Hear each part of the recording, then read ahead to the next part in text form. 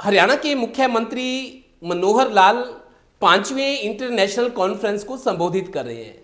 इस कॉन्फ्रेंस में मुख्यमंत्री अपने विचार जाहिर करें, साथ ही सरस्वती जैसा नदी हम जानते को हैं, लेकर भारतीय भी इस सभ्यता पर की चर्चा पालक होती ही है। मां सरस्वती को समर्पित इस अंतर्राष्ट्रीय सम्मेलन में भाग लेकर हम सब अपने आप को धन्य मानते हैं। इस अवसर पर आप सबको बहुत बहुत बधाई देता हूं और कामना करता हूं कि मां सरस्वती को फिर से धरातल पर लाने के लिए आप सबके भगीरथ प्रयास इसको शीघ्र सफलता मिलेगी। कल मां सरस्वती का पावन पर्व बसंत पंचमी है। मैं मां सरस्वती के चरणों में नमन करते हुए आप सबको बसंत पंचमी की भी हार्दिक बधाई और शुभकामना देता हूं। सरस्वती नदी नए परिप्रेक्ष्य और विरासत विकास इस विषय पर सम्मेलन के आयोजन के लिए मैं विद्या भारती संस्कृति संस्थान और हरियाणा सरस्वती हेरिटेज विकास बोर्ड की सराहना करता हूं। सरस्वती वह महान नदी है जिसके पावन तट पर वेदों की ऋचाओं और कुरुक्षेत्र में श्रीमद् भगवत गीता का जन्म हुआ। इसके अस्तित्व को लेकर जो शंकाएं थी उन सबका समाधान हो चुका है। इसके प्रवाह के वैज्ञानिक प्रमाण ये भी मिल चुके हैं। मित्रों, हम बड़े गर्व से कहते हैं कि हमारे छोटे से प्रदेश हरियाणा को विश्व भर में वैदिक संस्कृति के उद्गम स्थल के प्रदेश के नाम से जाना जाता है, लेकिन इसका श्रेय मैं यहां बहने वाली मां सरस्वती को जाता है, जिसने इस संस्कृति को अपनी गोद में पालन पोषण किया। सरस्वती के पावन तट पर हमारे ऋषि मुनियों ने वेदों अन्य जगत प्रसिद्ध धार्मिक ग्रंथों की रचना की थी।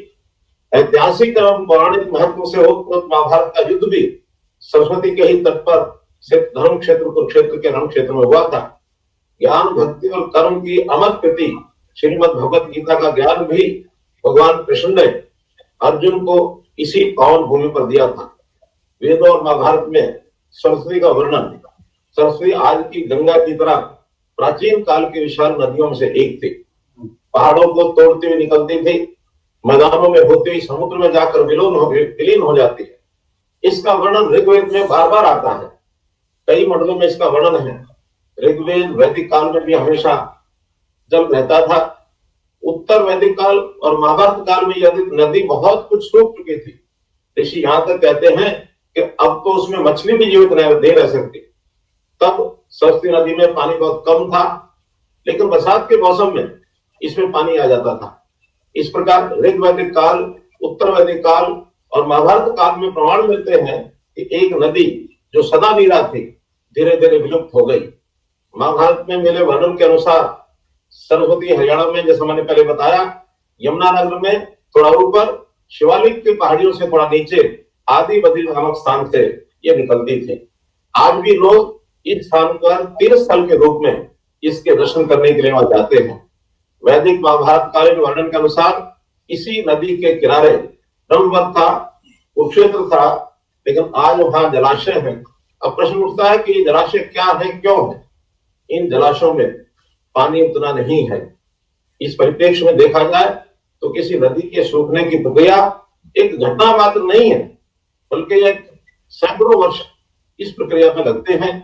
जब नदी सूखती है तो जहां जहां पानी गहरा होता है वहां वहां तालाब और झीलें रह जाती हैं। आज भी ये तालाब और झीलें हम देखते हैं अर्धचंद्राकार शक्ल में अभी भी स्थान स्थान पर पाई जाती है। आज कुरुक्षेत्र में ब्रह्म सरोवर या पेवा में इस प्रकार के अर्धचंद्राकार सरोवर देखने को मिल रहे हैं, लेकिन ये भी सूख गए हैं। फिर भी ये सरोवर प्रमाण है कि उस स्थान पर कभी कोई विशाल नदी बहती थी। उसके सूखने के बाद जहां विशाल झीलें बन गई, यदि वहां से नदी नहीं बहती थी तो इतनी बड़ी झीलें कहां से आती है? इन झीलों की स्थिति यहां दर्शाती है कि किसी समय यह बहुत विशाल नदी थी।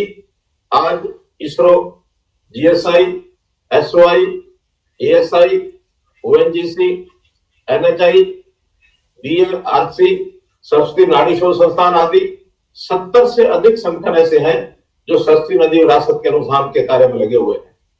अनुसंधान दस्तावेजों, रिपोर्टों और वैज्ञानिक तथ्यों के आधार पर यह साबित हो गया है कि सरस्वती नदी के प्रवाह भूगर्भ में अभी भी बद्री से निकल रहे हैं और गुजरात के कच्छ तक ये चले जा रहे हैं। सिंधु सरस्वती सभ्यता वर्तमान में सरस्वती का एक महत्व ये बना हुआ है। मित्रों, यदि सरस्वती नदी के तट पर बसी सभ्यता, जिसे हड़प्पा सभ्यता या सिंधु सरस्वती सभ्यता कहा जाता है, इसको वैदिक ऋचाओं से हटा कर देखा जाए तो फिर सरस्वती नदी मात्र एक नदी रह जाएगी। इसका महत्व सिवाय पानी के बहने वाली एक नदी से ज्यादा नहीं हो पाएगा, सभ्यता खत्म हो जाएगी। परंतु सरस्वती नदी पर बसी बस्तियों से मिले अवशेष सभ्यता के इतिहास बताते हैं। इन अवशेषों की कहानी केवल हड़प्पा सभ्यता से जुड़ती है। इस तरह हड़प्पा सभ्यता, सरस्वती नदी दोनों का अस्तित्व आपस में जुड़ता है। यदि हड़प्पा सभ्यता की 2600 बस्तियों को देखें तो बात यह कि वर्तमान पाकिस्तान में सिंधु तट पर मात्र 265 बस्तियां थी, जबकि शेष अधिकांश बस्तियां सरस्वती नदी के तट पर मिलती हैं। इनका अधिकांश भाग आज भी हरियाणा में देखने को मिलता है। आज हमारे सामने जमीनी सच्चाई उभर कर आई है। अभी तक हड़प्पा सभ्यता को सिर्फ सिंधु नदी की देन माना जाता था, लेकिन शोधों से ये सिद्ध हो गया है कि सरस्वती सभ्यता का बहुत बड़ा योगदान है। इस प्रकार हमारी सभ्यता और संस्कृति का उदय सरस्वती के किनारे के क्षेत्र में हुआ। ऋग में तो ये सरस्वती की नदीतम अम्बितम देवीतम कहकर इसकी स्तुति की गई है। सब नदियों में इसको श्रेष्ठ बताया गया है। अमृतमे, नदीतमे, देवीतमे, सरस्वती अप्रशस्त एवं समक्षी प्रशस्तितम नस्पति, अर्थात मातृगुणों में श्रेष्ठ, नदियों में श्रेष्ठ, देवियों में श्रेष्ठ हे मां सरस्वती, हमें प्रशस्ति यानी ज्ञान, धन व संपत्ति प्रदान करें। इसी कड़ी में हमने हरियाणा में सिंधु सभ्यता के उत्थान और पतन को समझने के लिए, सरस्वती नदी की उत्पत्ति और विलुप्ति का पता लगाने के लिए यह आवश्यक समझा कि सरस्वती के इसी महत्व को देखते हुए सरस्वती पर शोध अन्य कार्य को करने के लिए 2015 में सरस्वती हेरिटेज विकास बोर्ड की स्थापना की गई। इस बोर्ड का प्रमुख कार्य सरस्वती नदी का पुनरुद्धार, संपूर्ण विश्व के समक्ष भारतीय सत्य को उजागर करना है। सरस्वती नदी का पुनरुद्धार हमारी समृद्ध सांस्कृतिक, आध्यात्मिक और पुरातात्विक विरासत से संबंधित राष्ट्रीय गौरव का ये विषय है। यह महान भारतीय मूल प्रणाली की निरंतरता और सरस्वती सिंधु सभ्यता के गौरवशाली अतीत को दर्शाता है। सरस्वती नदी पुनरुद्धार परियोजना के अंतर्गत भारत के सर्वेक्षण के पुराने मानचित्रों के अनुसार सरस्वती नदी योजना को अंतिम रूप दिया गया है। इसरो, आरसेप, सीजीडब्ल्यूबी और अन्य वैज्ञानिक संगठनों द्वारा सरस्वती नदी के पुरापाषाण काल का परिसीमन और मानचित्रण तैयार किया गया है। हरियाणा सरकार ने भी हरियाणा सरस्वती नदी के पुनरुद्धार के लिए परियोजना को मंजूरी दे दी है। इस प्रयोजन के लिए यह निर्णय लिया गया है कि आदि बद्री में सरस्वती बांध, सरस्वती बैराज और सरस्वती जलाशय का निर्माण किया जाएगा। लगभग 800 करोड़ रुपए की योजना इसको हमने इसके ऊपर खर्च करने का विचार किया है।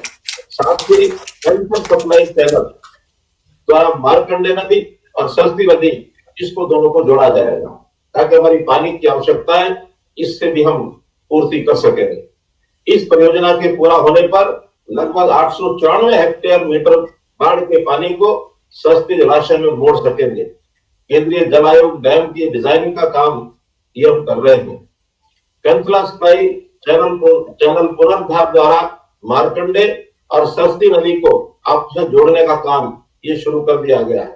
अनुसंधान और विकास में अब तक जो कार्य किए गए हैं उसमें हरियाणा सरस्वती हेरिटेज विकास बोर्ड ने अनुसंधान गतिविधियों को केंद्र सरकार के विभिन्न संगठनों के साथ 5 समझौते ज्ञापनों पर हस्ताक्षर कर लिए। इनमें तेल और प्राकृतिक गैस निगम, भारतीय अंतरिक्ष अनुसंधान संगठन, राष्ट्रीय जल विज्ञान संस्थान रुड़की और भारतीय भूवैज्ञानिक सर्वेक्षण लखनऊ ये शामिल हैं। इस समय ये संगठन मां सरस्वती के पुनरुद्धार के कार्यों में लगे हुए हैं। सरस्वती नदी का पुनरुद्धार प्राचीन सरस्वती विरासत को पुनर्जीवित करेगा और दुनिया की सबसे पुरानी सरस्वती नदी सभ्यता को दुनिया के सामने लाएगा। सरस्वती नदी में गिरने वाले सभी 23 छोटे चैनलों व नालों को सरस्वती नदी का नाम दिया गया है। इससे सरस्वती नदी के तीर्थों का महत्व तीर्थाटन के लिए और अधिक बढ़ जाएगा। टूरिज्म को बहुत अधिक बढ़ावा मिलेगा। ये परियोजना ऐसे सभी स्थानों को विकसित करने के लिए भी लाभदायक होगी जहां सरस्वती नदी और विरासत के प्रमाण मौजूद हैं। सरस्वती नदी में जल के 12 मासी प्रवाह से ब्रेक भूजल लेने स्तर का